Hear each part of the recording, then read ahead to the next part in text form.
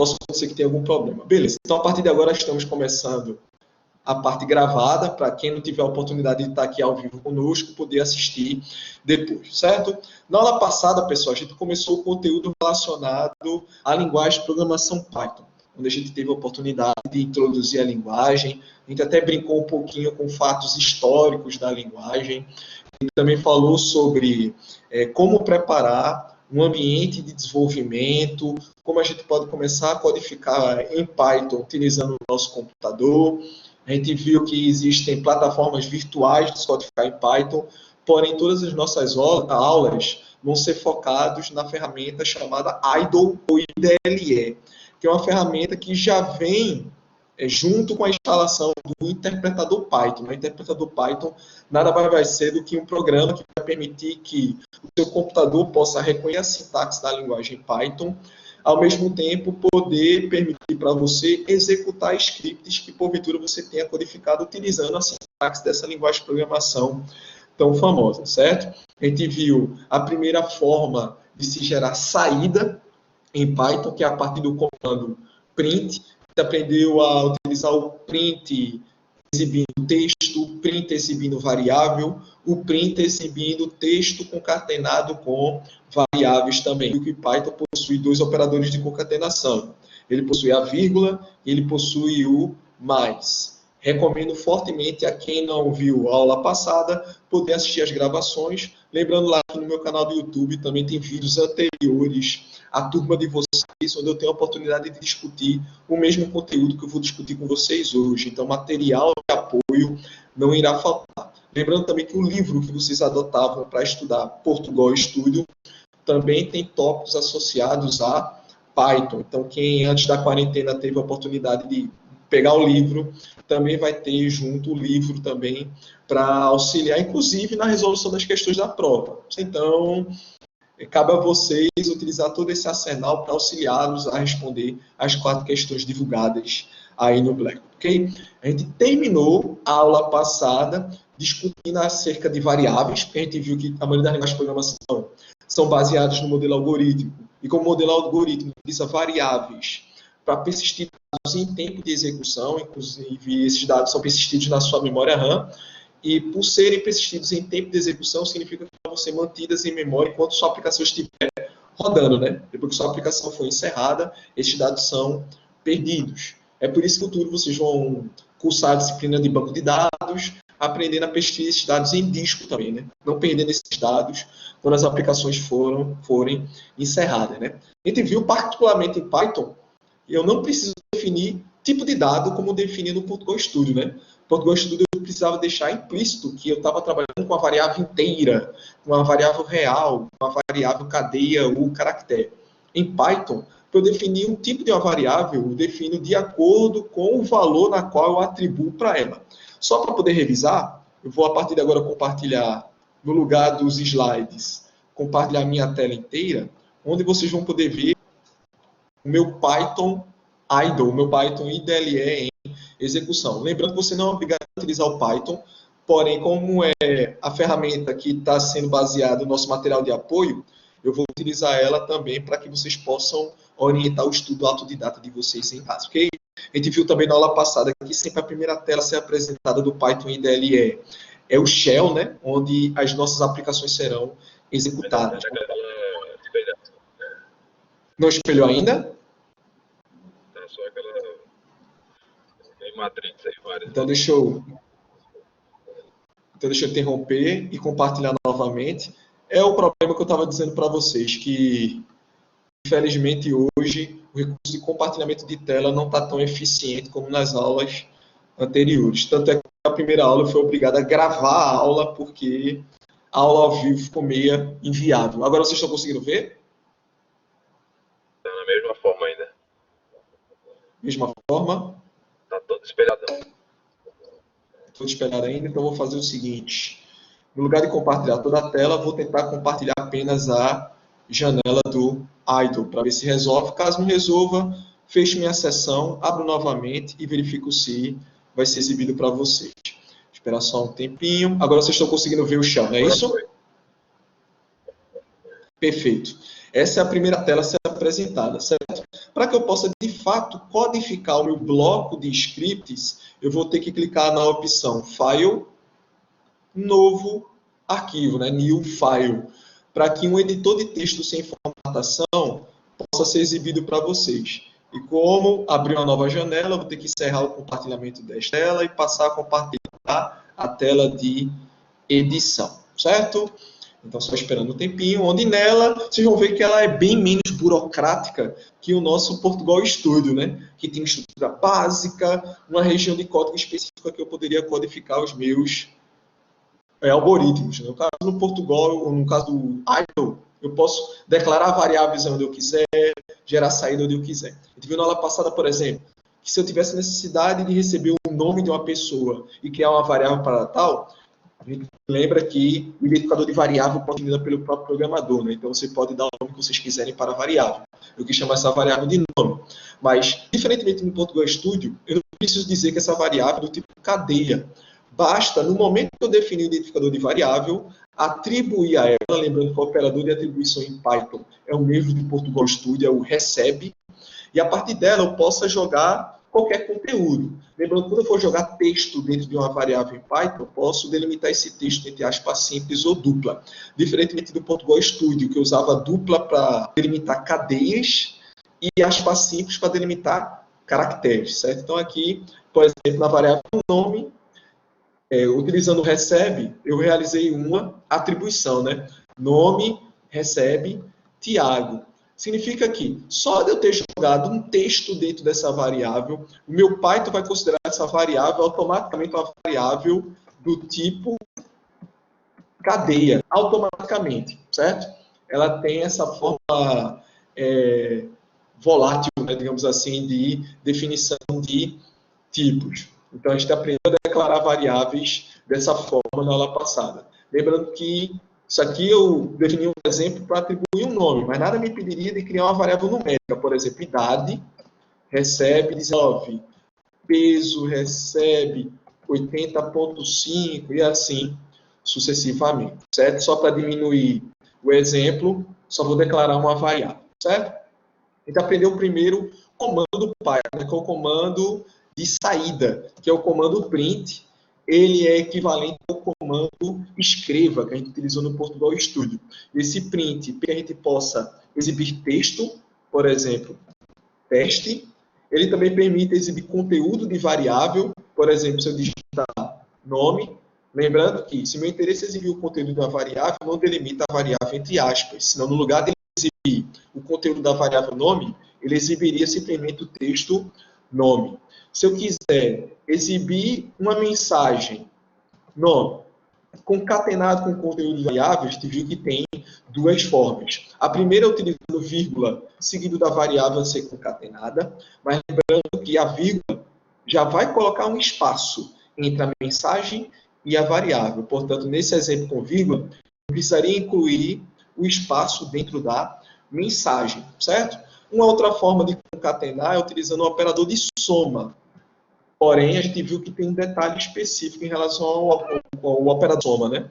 Para concatenar com soma, primeiro eu tenho que considerar que o espaço não vai ser incluído na string, né? Lembrando que agora a gente não fala mais o tipo cadeia, a gente chama o tipo cadeia de string, quando a gente está utilizando uma linguagem de programação, com Python não é diferente, certo? Então, se eu estou utilizando o soma, eu tenho que incluir o espaço dentro da mensagem, se meu interesse for incluir o espaço na mensagem, certo? A outra é que o operador mais só serve para concatenar texto. Portanto, para concatenar o conteúdo da variável nome, por ela ser texto, eu não preciso trabalhar com conversão de dados. Porém, se eu vou exibir, por exemplo, uma variável aqui, idade, e atribuir ela a minha idade, que é 25, só que não, certo? Idade 25, eu quiser exibir a mensagem sua idade, vai dar um erro. Se eu tentar concatenar a idade utilizando o operador de soma. O operador de soma só serve para concatenar strings, só serve para concatenar texto. Então, se meu interesse é concatenar uma variável numérica utilizando soma, eu tenho que converter ela para texto.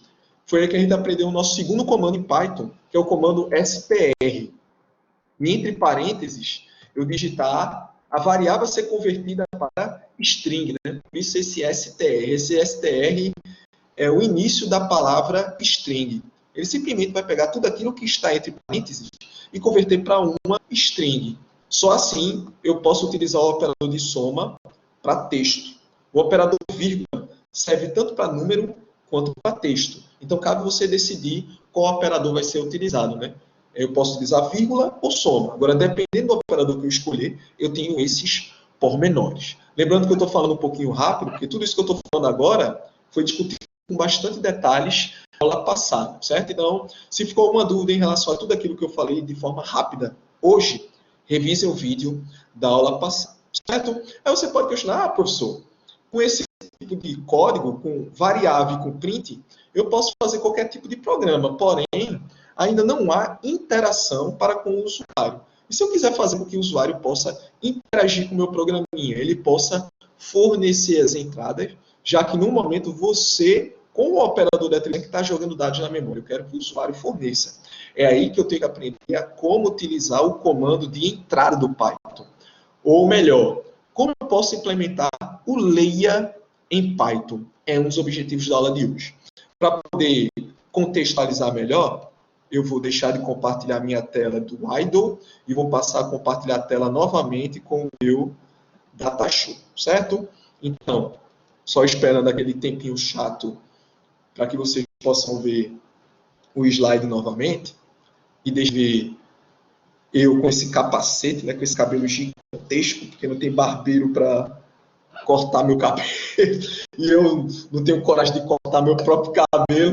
Admito que eu fico com a mão coçando para pegar o barbeador e passar na minha cabeça, que eu já tenho com essa franja que fica aqui na minha testa.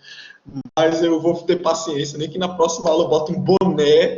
Se quiser, eu corto de graça. Essa sua risada maligna não está me dando muita confiança não, viu, Everton?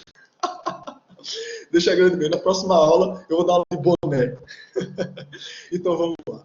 Ainda no escopo da linguagem Python, e ainda no escopo de definir variável, onde, em Python, o trabalho de definir variável está também no ato de jogar dados dentro dela, de atribuir valores a elas. Como é que eu posso atribuir dados utilizando o usuário, né? Que o usuário possa fornecer esses dados. Pois bem, lá no Portugal Studio, a gente aprendeu que existe o comando leia, né? E aqui no Datashow a gente pode ver um exemplo de uso desse comando. Se eu quisesse pedir o nome do usuário e o nome digitado seja armazenado em uma variável que eu tenha chamado de nome, bastaria para mim usar o comando leia nome, né? Isso era suficiente para fazer com que o cursor ficasse piscando, aguardando que o usuário digitasse a informação. E assim que ele digitasse e apertasse Enter, automaticamente tudo aquilo que ele digitar seria armazenado na variável nome. O comando equivalente em Python para implementar o leia é o comando input. E input em inglês vem de entrada, né? Então, o próprio termo em inglês deixa claro, denota aquilo que o comando faz, né? O comando input te permite receber uma entrada. Sendo que no Portugal Studio tinha um negócio chato, né? Eu tinha que pedir um dado, mas antes disso eu tinha que receber uma mensagem de feedback ao usuário, para que o cursor não ficasse piscando sozinho, né? Para que, além de eu pedir o dado, eu também deixasse claro para o usuário, a partir de uma conversinha, do que ele precisaria digitar, né? É por isso que, normalmente, antes do comando leia, a gente sempre implementava um escreva com a mensagem, né? Deixando claro aquilo que o usuário teria que digitar. Então, normalmente, a gente seguia aquela oração que o Senhor nos ensinou, né? Escreva, digite o nome, leia, nome, escreva, digite a idade, leia, idade. Então, sempre para a gente poder pedir um dado, a gente não usava um comando, né? A gente usava dois. Um para escrever a mensagem e um para, de fato, ler o dado que a gente estava esperando. O legal do comando input, é que ele faz as duas coisas ao mesmo tempo. Ele exibe uma mensagem e, ao mesmo tempo, ele já permite que o cursor fique piscando, aguardando a entrada do usuário, certo? O input normalmente é implementado dessa forma. Input, seguido de abre parênteses e fecha parênteses. Entre os abre parênteses e fecha parênteses, entre aspas simples ou aspa dupla, né? nesse exemplo aqui do slide, eu estou usando aspas simples, eu vou digitar a mensagem que vai ser exibida para o usuário antes de deixar o cursor disponível para que ele digite a informação que eu queira, né? Então, dentro dos parênteses do input, eu vou implementar um escreva, que nesse caso aqui, digite seu nome. E o input vai fazer com que o cursor fique piscando. Quando o usuário digitar a informação e apertar Enter, a informação que ele digitar vai ser automaticamente atribuída à variável à esquerda do comando, à esquerda do comando input. Então, lá no leia, era leia, e dentro dos parênteses, eu colocava a variável a ser preenchida pelo usuário. A lógica muda um pouquinho em relação ao Python. Primeiro eu vou dar a variável a ser preenchida, depois eu vou continuar a utilizar o operador de atribuição. Mas após o operador de atribuição, eu vou ter que tomar uma decisão. Essa variável vai ser preenchida por mim? Eu vou digitar o valor após o igual ou é o usuário? Se for eu simplesmente digito o valor. Se for o usuário, eu vou digitar o comando input, seguido da mensagem a ser exibida para ele, certo? Só contextualizando e para poder ficar melhor, e para poder ver se de fato eu vou conseguir compartilhar a tela inteira agora. Vamos ver aqui. Então, de novo, compartilhando aqui o meu Python, especificamente a tela de edição. Vamos esperar um pouquinho. Aquele momento que dá tempo de beber um pouquinho d'água. Joia. Então, aqui, ó, nesse código, sempre nome será Tiago. Mas eu quero tornar esse código mais dinâmico, né? Então, vamos supor, eu criei a variável nome, mas eu não quero que seja apenas Tiago. Eu quero que seja o nome que o cara quiser. Então, para poder permitir que você digitar uma entrada, eu vou usar o comando input.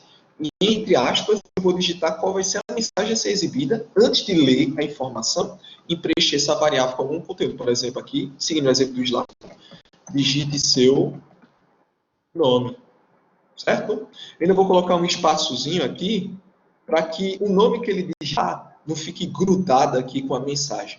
Mas só foi uma opção minha de organização, certo? Logo em seguida, eu quero exibir a mensagem: bem-vindo, fulano, que nem a gente fez no Portugal Studio, no nosso primeiro programinha que a gente desenvolveu lá, né? Lá a gente usou o escreva, aqui eu vou usar o print, onde eu vou exibir a seguinte mensagem, né? Bem-vindo, vírgula.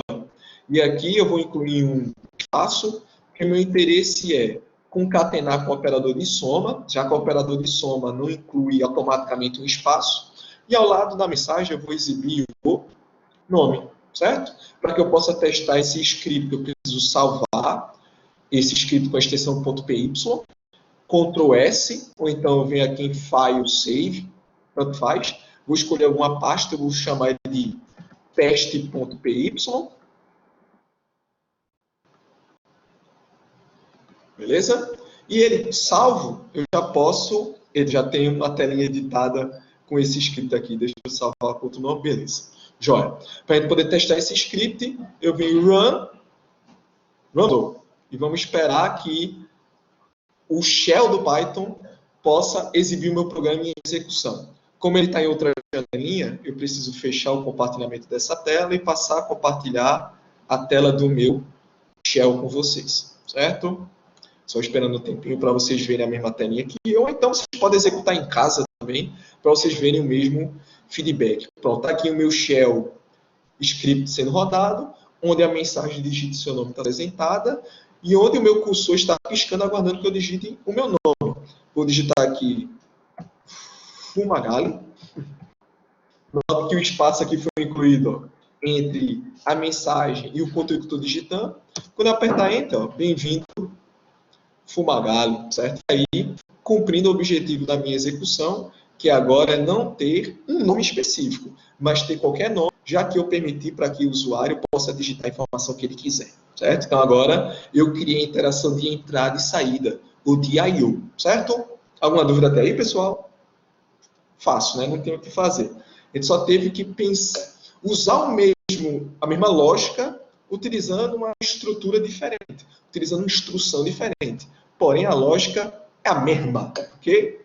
Então, voltando aqui para o nosso data show, está todo riscado lá com aquela minha organização de sempre, só que não, porque não tem aquelas canetinhas, né, que permitir que pudesse desenhar melhor. Está aí o nosso slide de novo, presumo que todos estão vendo, que depois vou compartilhar com vocês também para poder ajudar na resolução da segunda prova, né, porque na primeira prova vocês vão trabalhar com Portugal Studio.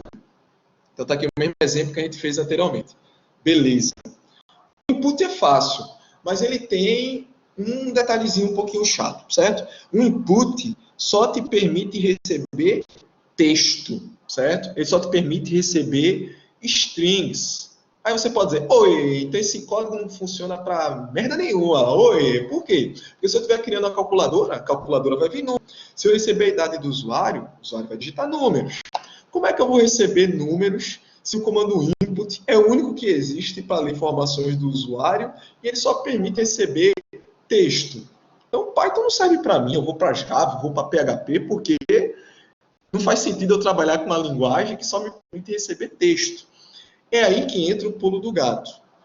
De fato, o comando input só te permite receber strings.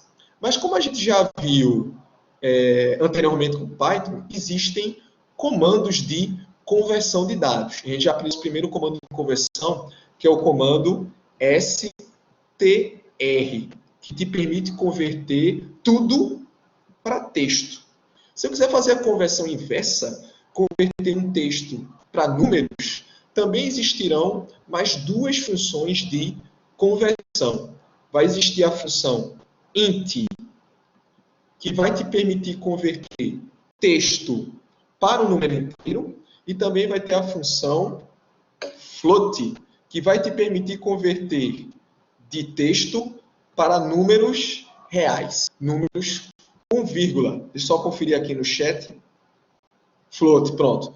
Paulo Henrique, se eu quiser converter para real, eu vou utilizar justamente a função float, que você descreveu aí no chat. Float vem de ponto flutuante, que é a forma dos americanos chamar números com vírgula, né? Números com casas decimais. Né? As casas decimais são definidas também por essa vírgula que flutua no número real, né? Por isso que é ponto flutuante, por isso o termo float.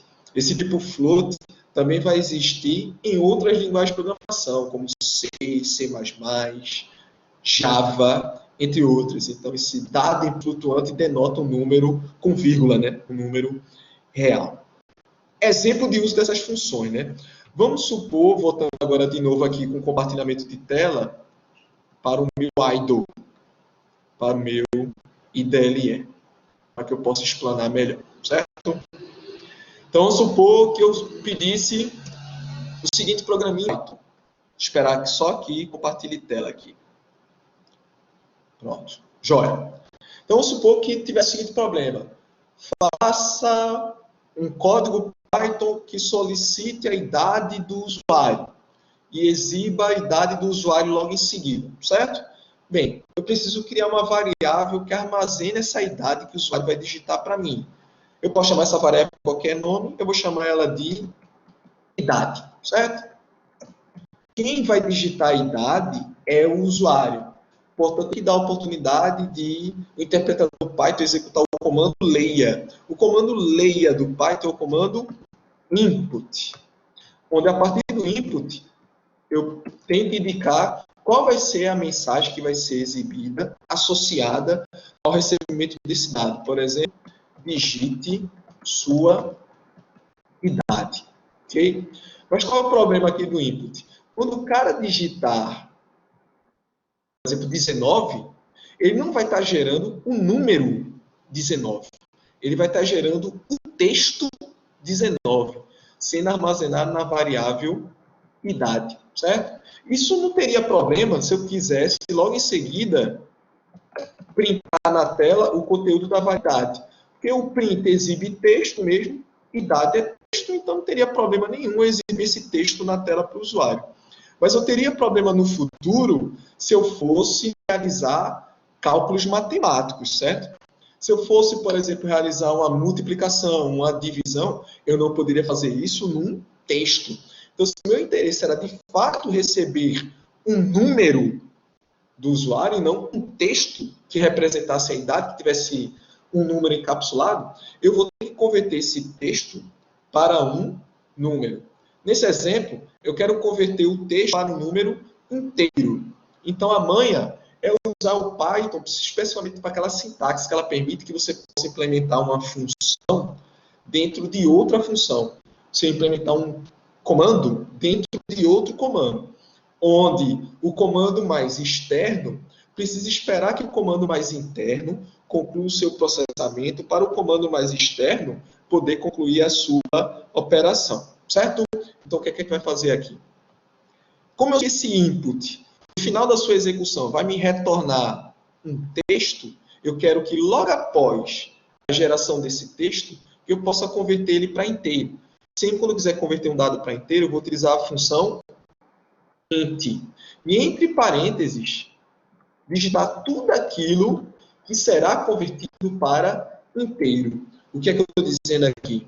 Sempre quando eu tenho um comando dentro de outro comando, eu primeiro vou ter que executar o comando mais interno. O comando mais interno aqui é o comando input, né? Então, antes de converter para inteiro, eu vou ter que pedir um dado exibindo essa mensagem para o usuário. Então, o que é que vai acontecer?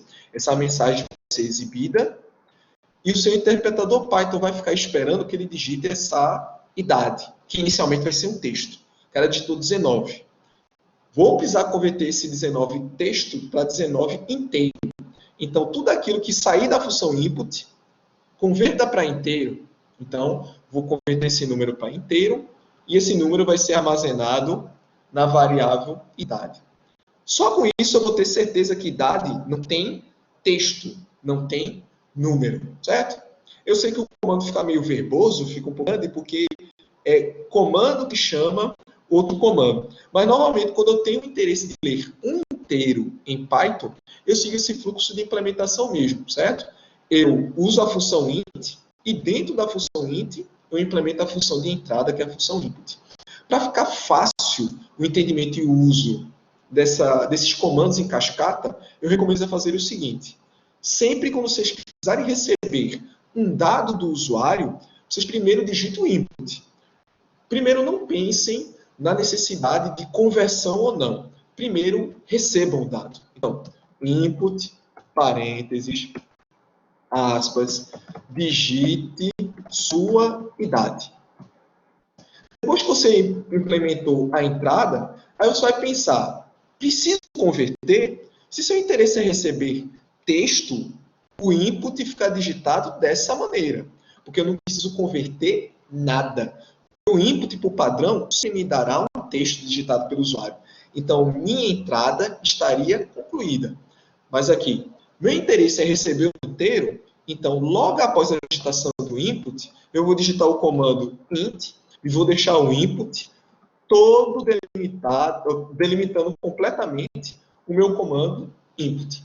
Isso vai me garantir que eu sempre receba um número inteiro, um número sem vírgula, e não texto propriamente dito.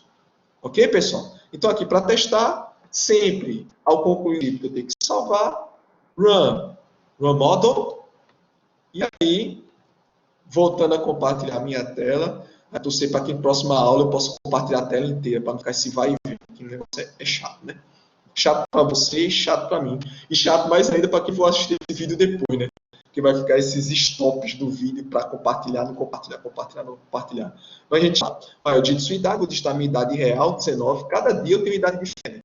Vou apertar Enter aqui, ó. Bem-vindo, Magalho. Eu ainda estou testando o programa anterior. Estou voltando aqui. Agora sim, run model. Quero executar esse. Digito idade. Vamos ver se agora ele vai testar o correto. 12, agora sim. 12. Então aqui ele exibiu não texto 12, né? Ele converteu 12 para número e aí eu pude trabalhar com o número 12, certo? Deixa eu ver se vocês viram isso que eu fiz. Viram. Então, beleza. Voltando para a telinha de edição, certo? Voltando para a telinha de edição, voltando para o teste.py. Alguém aqui argumentou uma coisa no chat. Vamos dar uma olhadinha. O Pachá mostra o código de execução. para quem não ficar tocando em tela. De fato, José Cláudio, próxima aula eu vou começar a utilizar o PyCharm para poder facilitar isso. Melhor ainda, só para ver se alguém assistiu a aula passada. Quem pode colar aí no chat o link do IDE online que eu sugeri para vocês? Repli.it, perfeito, Jorge. Eu vou utilizar ele, porque aí a gente pode ir testando e executando na própria tela do navegador. Né? /Python 3, não é isso? É /Python 3? Alguém lembra? Porque o Repli.it é a ferramenta, mas o link para acessar especificamente o Python 3, a partir dele. Pode abrir lá o link que você pode escolher o código, né, para botar. Eu tô sem ele assim que vai direto. Vocês são muito preguiçosos, minha gente. Me deu o link direto. Vou fazer o seguinte. Deixa eu abrir aqui. Python 3. Para que vocês não saiam aí da tela de edição. Pronto. Já estou abrindo ele aqui. Agora sim, vou compartilhar a minha tela do navegador. Pronto. Compartilhar. Esperar um tempinho. Efeito cascata. 1, 2, 3 e... Beleza. Temos o nosso multiverso. Estão vendo o Repli aqui agora? Sim, sim. Beleza. Então agora, mesma coisa. Exemplo. Aí lá vai o meu... Agora o problema é o meu Chrome, né? Então aqui, continuando, variável idade, int, input, idade, certo? Logo em seguida, print, idade. Posso clicar aqui no Run. Idade, 12, 12. Beleza. Para professor, se eu quiser receber o peso do cara. O peso do cara pode ser inteiro, mas pode ser quebrado também.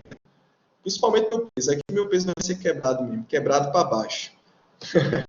No IMC, né, cara? Uma massa corporal bem reduzida. Mas beleza.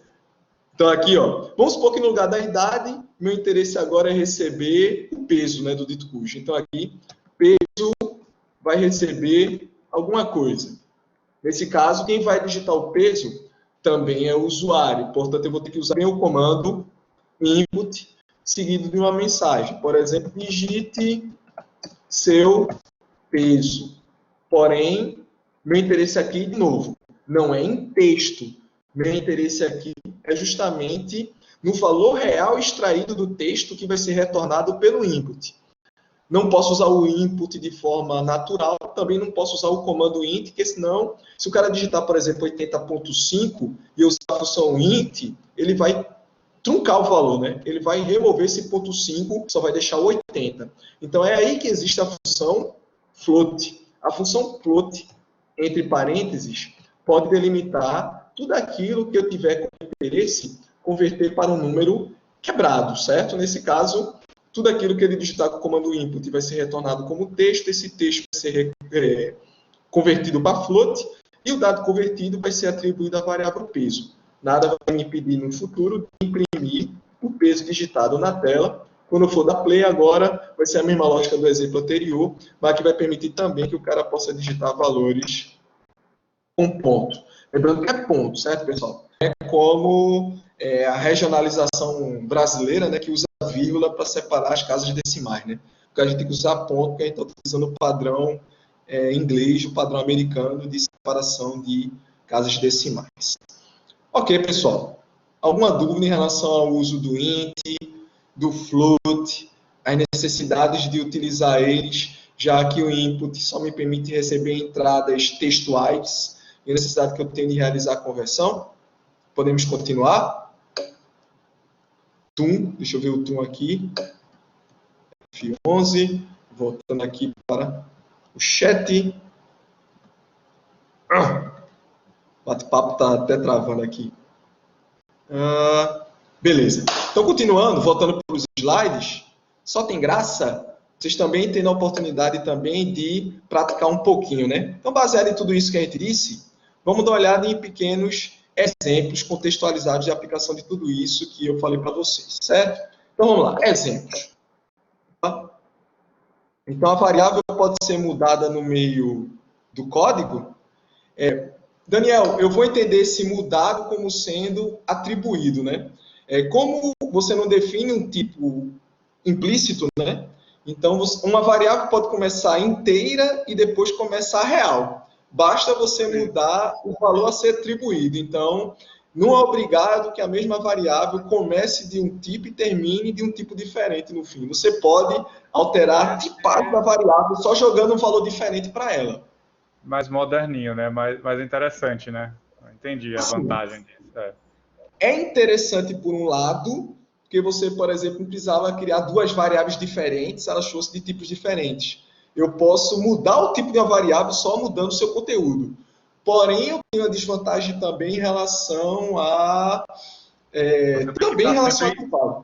Você tem que estar sempre ligado em qual você está trabalhando, né? Qual foi a global que você definiu lá em cima. Você vai ter um problema que a gente chama de problema de consistência. Por exemplo, você vai ter uma variável nome, a variável nome começa a receber no nome, depois começa a receber na idade. Aí o próprio identificador da variável não vai deixar claro o tipo de dado, já que Python te permite armazenar um inteiro na variável nome. Então, isso interfere em consistência. Isso é uma desvantagem também. Ok? Alguém mais ia Thiago.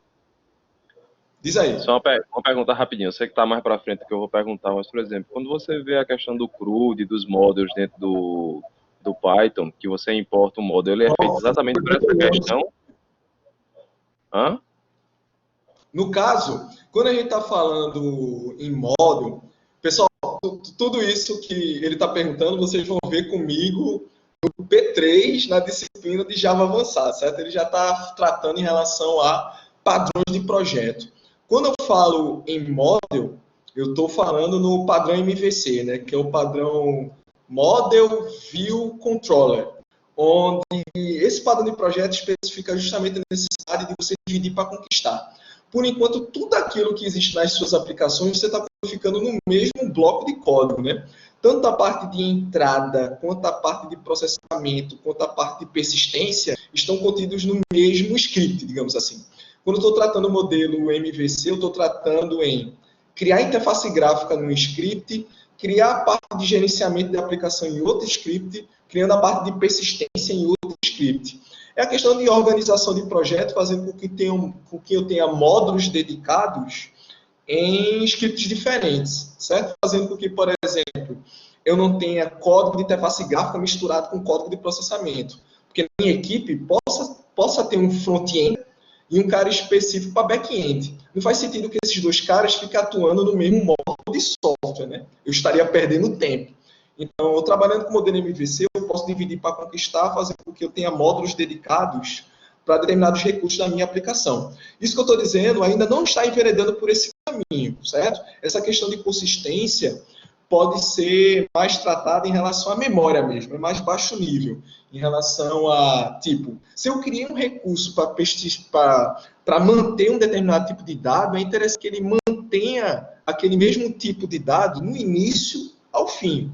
Por mais que o Python me permita a mesma variável armazenar tipos de dados diferentes, não é interessante que eu trabalhe dessa forma, porque pode ocasionar inconsistência. Um cara que vem a ler meu código não possa entender que nome começa como string e termine como float. Fica complicado entender meu código. Então, é nisso que eu estou falando em relação à persistência. Ok, cara? Ou a inconsistência. Ok? Massa, valeu, Thiago. Mas o resto da turma, releve. Não precisa entender essa explicação, certo? Porque vocês vão ter aulas dedicadas apenas ao padrão MVC quando a gente estiver trabalhando com orientação a objeto e Java avançado, certo? Mas como a gente ainda está engateando em entrada e sair de Python, vamos ver um pequeno exemplozinho, certo? Então vamos lá. Exemplo. Faça um programa, vamos começar bem basicão, né? Faça um programa que leia, né? Vou ter que utilizar o comando input. 2 números inteiros. Vou ter que criar e atribuir 2 variáveis.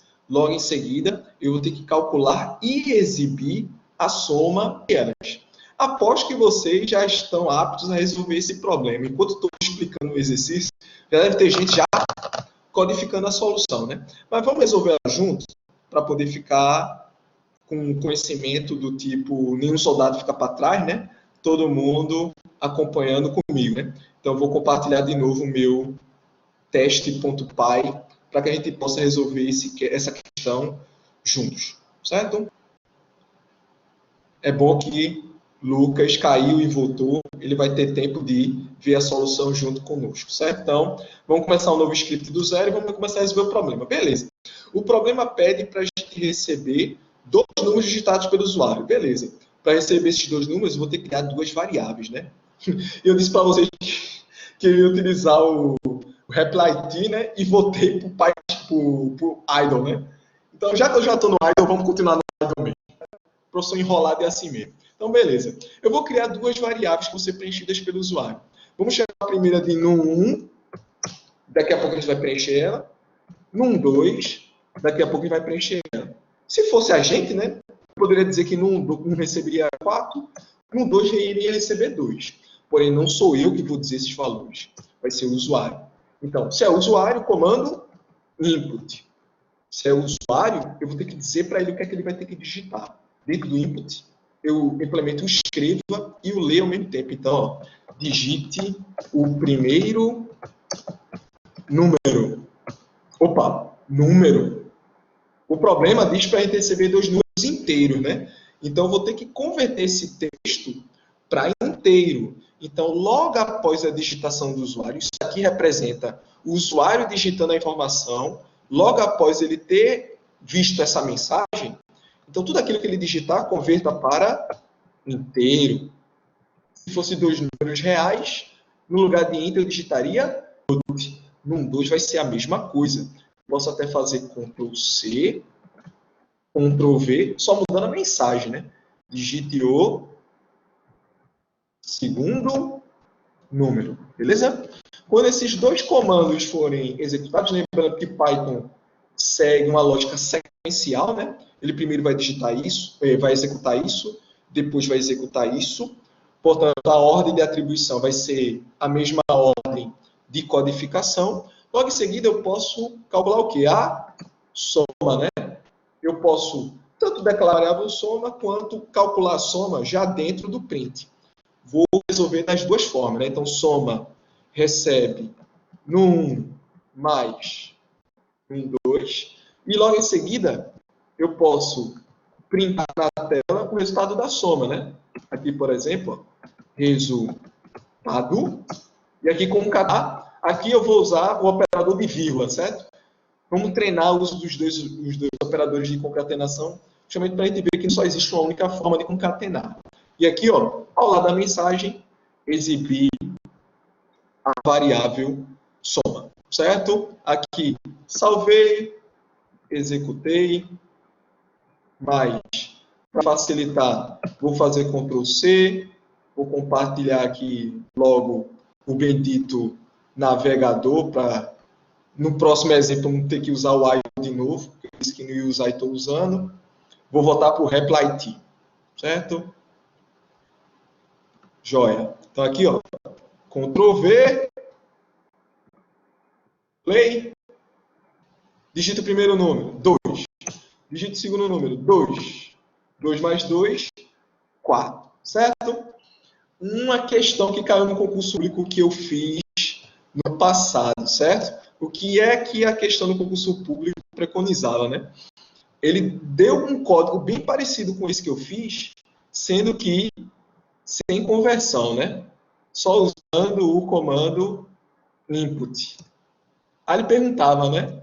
Qual seria a saída esperada desse código? Aí, letra A, 4. Letra B, 22. Alguém levantou o braço? Deixa eu ver quem foi. Tcharam. Diz aí, Lucas.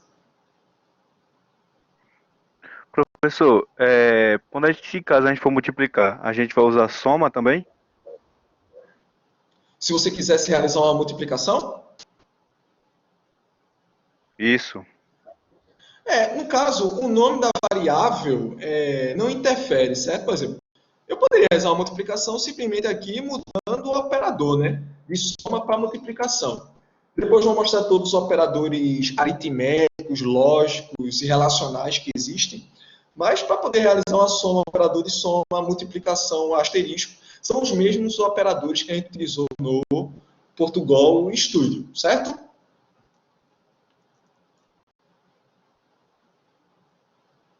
Foi claro, Lucas? Foi, certo. Pronto, beleza. Como o exercício ele pediu para realizar uma soma, eu vou usar a soma aqui. Aí, beleza, né? Aí, voltando. Letra A, antes de executar, certo, pessoal? Tentem raciocinar aqui no meu código. O cara digitou 2 e 2. Qual seria a saída esperada sem usar conversão? Seria 4. Daria um erro, porque eu não converti. Estou tentando somar texto. Seria exibido 22 ou nenhuma das respostas? E aí? Quem tiver com o microfone aberto, pode falar. E aí?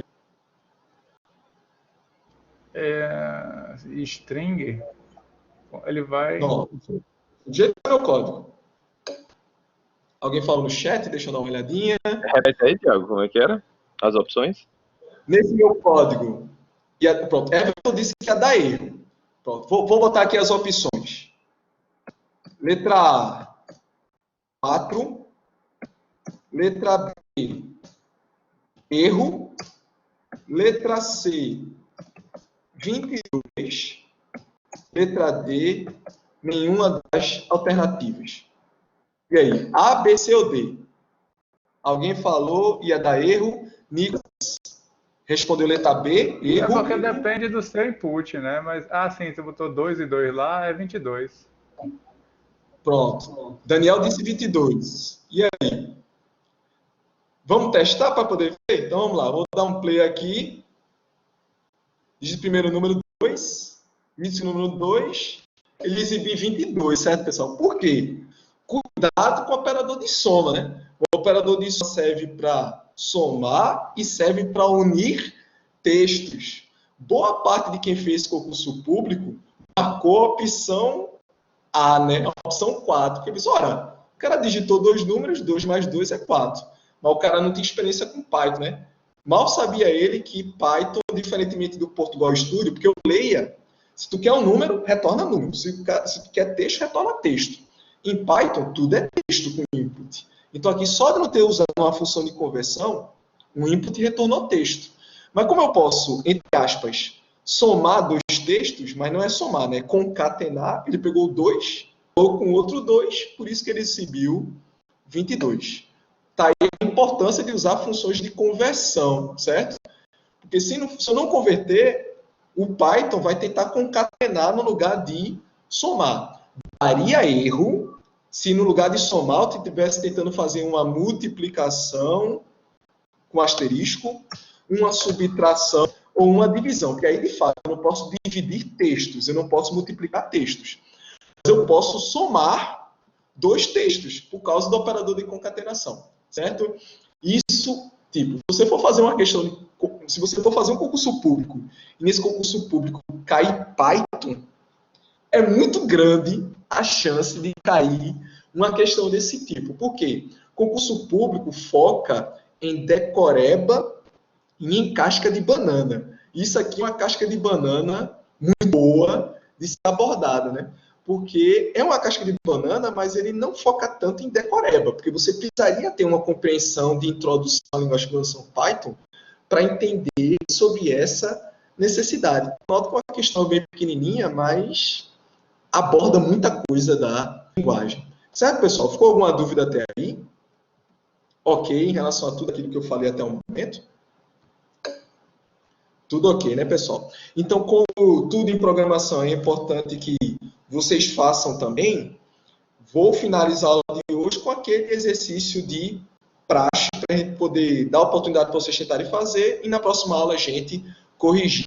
Eu vou compartilhar aqui a tela com vocês para que vocês possam tirar print e tentar responder em casa.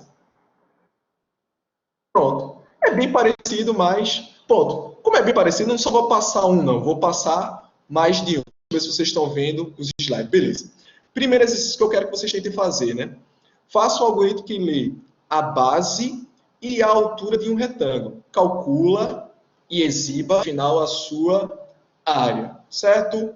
Tire print screen aí de tela. 3, 2, 1. Beleza. Mantenha um salvo aí. Tu acha que eu lembro trigonometria? É? Daniel, aí não tem que fazer, não. Base vezes altura, cara. Base vezes altura, cara. Ou então lado vezes lado. Gostei, tá? Bota no Google. Aí é logo direta. Bota no Google, pesquisa, cara. Se bem que eu tinha dito que vocês precisassem realizar cálculo, eu ia dizer qual era o cálculo, né? Mas área do retângulo, né? Vamos lá. Próximo. Isso é legal. Faça um algoritmo que lê o preço de um produto e a quantidade adquirida por um cliente. Vocês vão criar uma espécie de caixa, né? Aquele sistema caixa. Vocês vão lá para o Verdifruti, comprou lá as frutas e as verduras, foi lá na fila do caixa, está lá o sisteminha rodando, o cara está fazendo ti dos códigos de barra lá e está pegando a quantidade, o cara digita a quantidade que você comprou, pelo código já pega o preço, já vai dando o total a ser pago, né? Por enquanto, a gente não está utilizando repetição, então vocês vão poder só calcular o total em cima de um produto, né? Então, eu quero que vocês façam um algoritmo que lê o preço de um produto e a quantidade adquirida no cliente, e quero que vocês digam qual foi o total a ser pago, certo? Mais um print aí de tela, pessoal. 3, 2, 1. Questão copiada, certo? Mais um, para que vocês possam brincar mais um pouquinho.